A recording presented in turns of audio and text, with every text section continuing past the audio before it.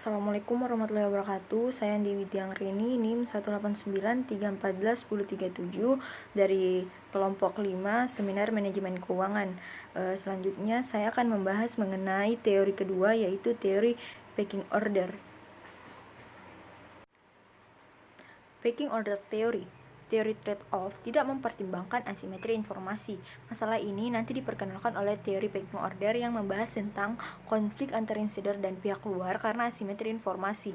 Namun, teori order tidak mempertimbangkan struktur modal yang optimal atau tidak ada struktur modal target menurut Luigi dan Sorin pada tahun 2009 dan Mustafa Beregode pada tahun 2014. Selain itu, perhatikan informasi asimetri. Teori ini juga mempertimbangkan efek pensinyalan. Pada jurnal Manajemen Teknologi oleh Jodit dan Mutia pada tahun 2017 mengumumkan bahwa teori pecking order ini menyatakan bahwa perusahaan lebih memilih menggunakan dana internal dibandingkan dengan dana eksternal. Jika penggunaan dana internal sudah tidak mencukupi, dalam situasi defisit perusahaan lebih memilih untuk menggunakan utang daripada ekuitas. Adapun faktor utama yang menentukan tingkat rasio hutang adalah faktor penawaran dan permintaan. Namun, keputusan tentang sumber pembiayaan bergantung pada urutan preferensi keuangan internal seperti cadangan dan mempertahankan pendapatan, hutang, dan keadilan. Dan perusahaan memaksimalkan nilai mereka dengan memilih untuk membiayai investasi baru dengan sumber termurah yang tersedia. Misalnya, jika dana internal tidak cukup untuk membiayai peluang investasi, perusahaan mungkin atau tidak mungkin memperoleh pembiayaan yang eksternal, dan jika mereka melakukannya, mereka akan memilih di antara berbagai eksternal sumber pembiayaan sedemikian rupa untuk meminimalkan biaya tambahan yang asimetris informasi. Manajer akan menerbitkan saham ekuitas baru dengan harapan diimbangi oleh NPV, peluang pertumbuhan atau investasi baru, kesempatan.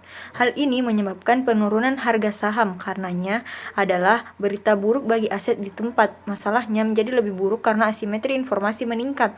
Untuk berinvestasi, perusahaan dengan lebih banyak kesempatan pertumbuhan lebih baik daripada perusahaan dewasa, karena harga jatuh dipengaruhi oleh nilai peluang pertumbuhan versus aset yang ada.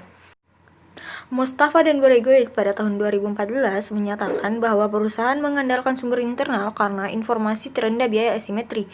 Kemudian hutang dan akhirnya ekuitas dengan asimetri informasi tertinggi yaitu biaya.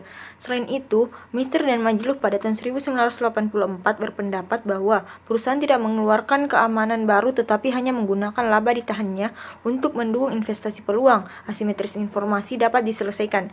Itu menyiratkan masalah itu ekuitas menjadi lebih mahal sebagai orang dalam dan orang luar informasi, asimetri meningkatkannya. Perusahaan dengan asimetri informasi yang besar harus menerbitkan hutang untuk menghindari penjualan sekuritas underpriced. Baik, itulah tadi materi yang bisa saya sampaikan. Kurang dan lebihnya mohon dimaafkan. Untuk materi selanjutnya akan dibahas oleh pemateri berikutnya. Wabillahi taufiq wal hidayah. Wassalamualaikum warahmatullahi wabarakatuh.